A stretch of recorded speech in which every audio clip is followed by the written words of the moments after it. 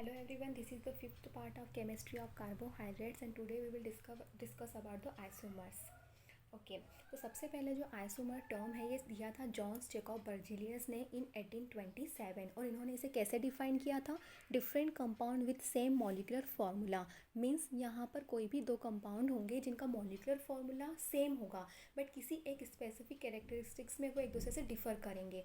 अब ये कोई कैरेक्टर उनके स्ट्रक्चर से रिलेटेड हो सकता है या उनके स्ट्रक्चर में किसी भी टाइप के एटम के कॉन्फ़िगरेशन से रिलेटेड हो सकता है। ठीक है, तो हम इसे कैसे डिफाइन करेंगे, different compound with same molecular formula.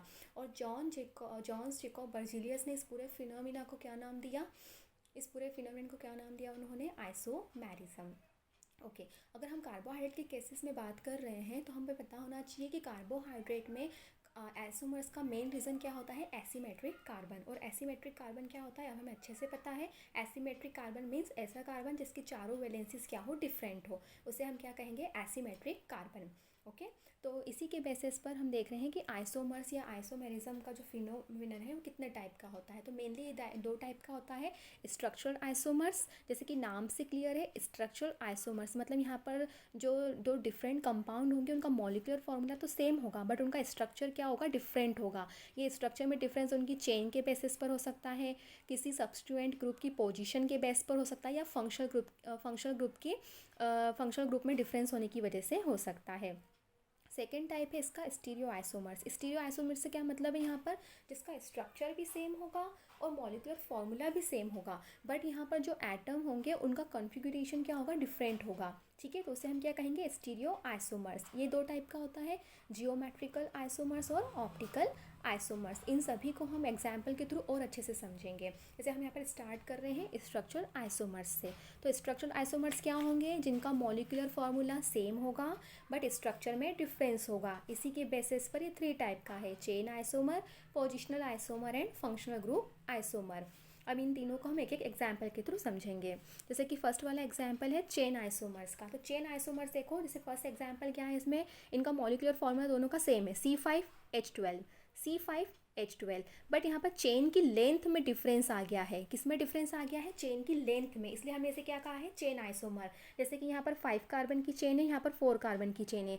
हुआ क्या है, यहाँ पर ये वाला जो हाइड्रोजन है और ये वाला जो पूरा CH3 वाला ग्रुप है ये एक दूसरे से क्या हो गए हैं, यहाँ पर चेंज हो गए हैं। ये वाला यहाँ पर शिफ्ट हो गया, ये वाला यहाँ पर शिफ्ट हो गया है। ठीक है, जैसे यहाँ पर ये हाइड्रोजन आ गया है और ये पूरा CH3 ग्रुप यहाँ पर आ गया है। तो पहले ये 5 कार्बन की चेन थी, अब ये 4 कार्बन की हो गई है। ठीक है, तो यहाँ पर चेन की लेंथ में डिफरेंस आ गया है लेकिन इनका मॉलिक्यूलर फार्मूला सेम है, C5H12। तो इसे हम क्या कहेंगे, चेन आइसोमर।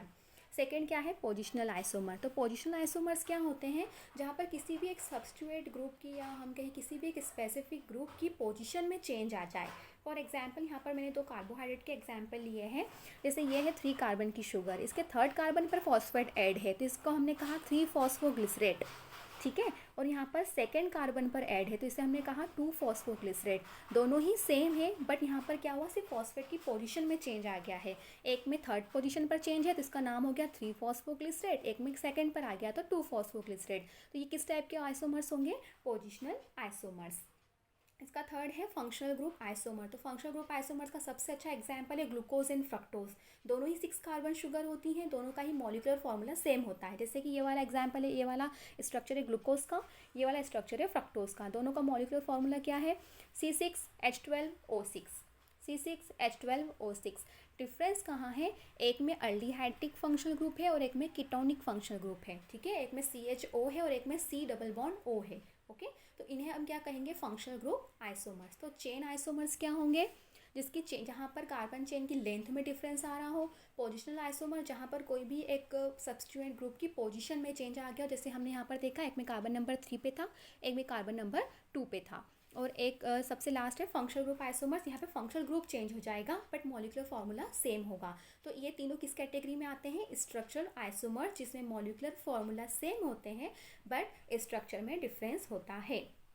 सेकेंड है स्टीरियो आइसोमर्स। तो स्टीरियो आइसोमर्स हमने क्या कहा, ऐसे आइसोमर्स जिनका स्ट्रक्चर भी सेम होगा, मॉलिक्यूलर फॉर्मूला भी सेम होगा, बट वहाँ पर एटम्स के ओरिएंटेशन में क्या होगा, डिफरेंस होगा, या हम कह सकते हैं उनकी कॉन्फ़िगरेशन में चेंज आ जाता है, ठीक है। तो वो किस कैटेगरी में आ जाते हैं, स्टीरियो आइसोमर्स की कैटेगरी में। इसका फर्स्ट टाइप है जियोमेट्रिकल आइसोमर्स, या इसे हम सिस ट्रांसफॉर्म भी कहते हैं। और सेकेंड है इसका ऑप्टिकल आइसोमर। यहाँ पर हम कैपिटल डी और कैपिटल एल की बात करेंगे। इनके एग्जाम्पल के थ्रू हम समझ लेते हैं। जैसे कि जो फर्स्ट एग्जाम्पल है यह है जियोमेट्रिक आइसोमर्स का, ठीक है।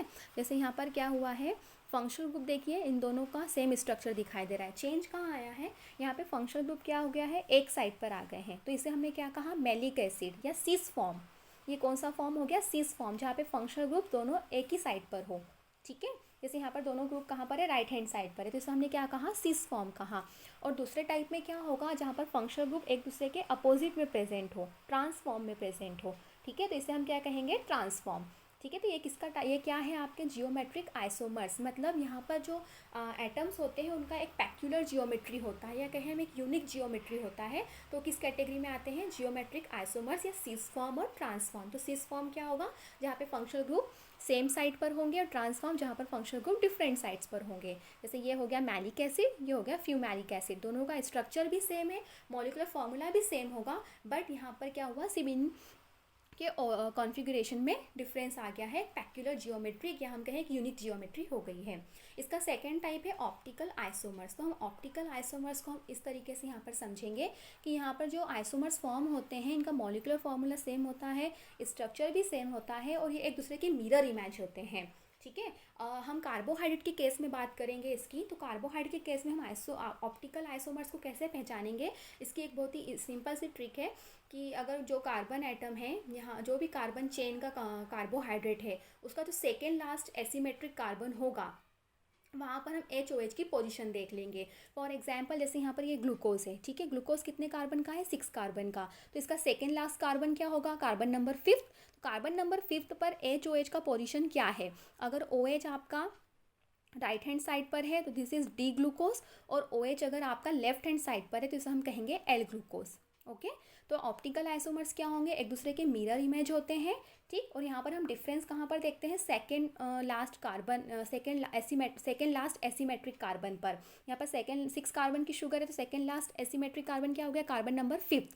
तो यहाँ पर OH अगर राइट हैंड साइड पर है तो दैट इज डी ग्लूकोज, और अगर लेफ्ट हैंड साइड पर है तो एल ग्लूकोज। मेक श्योर कि यहाँ पर हम कैपिटल डी और कैपिटल एल फॉर्म की बात कर रहे हैं, ठीक है। हम एक और फॉर्म पढ़ेंगे, इसमें स्मॉल डी और स्मॉल एल होगा, वो थोड़ा सा अलग होगा, उसको हमें यहाँ पे मिक्सअप नहीं करना है। हमें यहाँ पे कॉन्सेप्ट क्लियर रखना है कि कैपिटल डी और कैपिटल एल किस कैटेगरी में आते हैं, ऑप्टिकल आइसोमर की, जो किसका एक टाइप है, स्टीरियो आइसोमर्स का एक टाइप है, ओके। तो आई थिंक अब आपको क्लियर हो गया होगा कि आइसोमर्स क्या होते हैं और डिफरेंट टाइप के आइसोमेरिक फॉर्म्स क्या होते हैं। Thank you.